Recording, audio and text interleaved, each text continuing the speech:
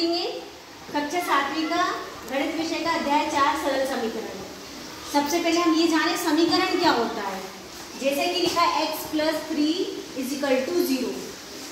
सबसे पहले आपको मालूम होना चाहिए समीकरण किसे कहते हैं। इसे ध्यान से देखो, इसे बोलते हैं अचर राशि। अचर का मतलब होता है जिसका मान फिक्स है, कभी नहीं बदलेगा। 3 है तो 3 ही रहेगा। लेकिन यहाँ जो लिखा है अलजेब्रा अक्षर लिखा है, इसे कहते हैं चर राशि। चर का मतलब होता है जिसका मान नहीं पता।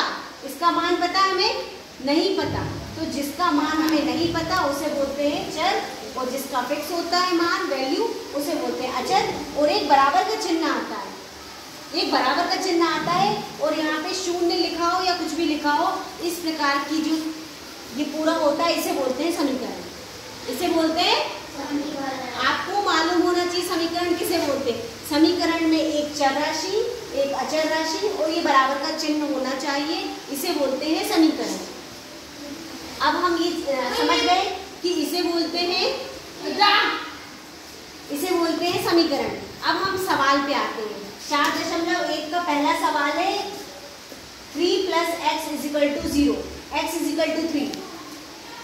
यह हमें दिए समीकरण दिया है, x का मान दिया है। x का मान का मतलब होता है इस 3 को अगर हम यहाँ पे रखते हैं तो क्या ये संतुष्ट करता है। संतुष्ट का मतलब होता है अगर यहाँ 0 है तो यहाँ भी 0 आना चाहिए। अगर इस 3 को हम यहाँ रख देंगे, 3 और 3 कितने हो जाएंगे 6, तो क्या 0 आ रहा है, नहीं आ रहा। तो ये समीकरण को संतुष्ट नहीं कर रहा है, इसका उत्तर होगा नहीं। क्या होगा, इसका उत्तर होगा नहीं। समीकरण को संतुष्ट नहीं कर रहा है। अगला क्वेश्चन है, लिखा है x = 0।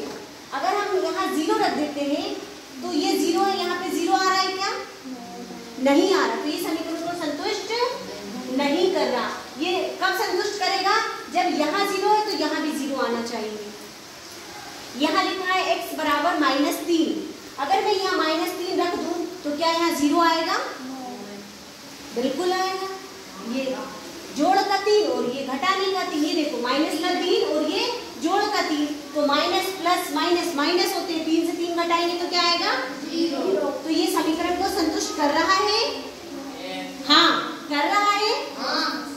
इसका मतलब यहाँ 0 है तो यहाँ भी 0 आना चाहिए। देखो यहाँ पे 0 था तो इधर भी 0 आ गया, ये 0 आ गया, इधर भी 0 आ गया, इधर भी 0 है। तो ये समीकरण को संतुष्ट कर रहा है, इसका उत्तर होगा हाँ। अगला प्रश्न है x - 7 = 1। अब यहाँ पे लिखा है x = 7। इस 7 को हम यहाँ पे रखेंगे तो 1 आएगा क्या, 7 से 7 घटाएंगे तो क्या आएगा 0। 7 से 7 घटाएंगे तो 0। यहाँ 1 लिखा है, अगर यहाँ 0 होता तो उत्तर हाँ होता, लेकिन यहाँ 1 लिखा है तो इसका उत्तर होगा नहीं। क्या होगा उत्तर, नहीं। अब आप समझ गए कैसे करना है।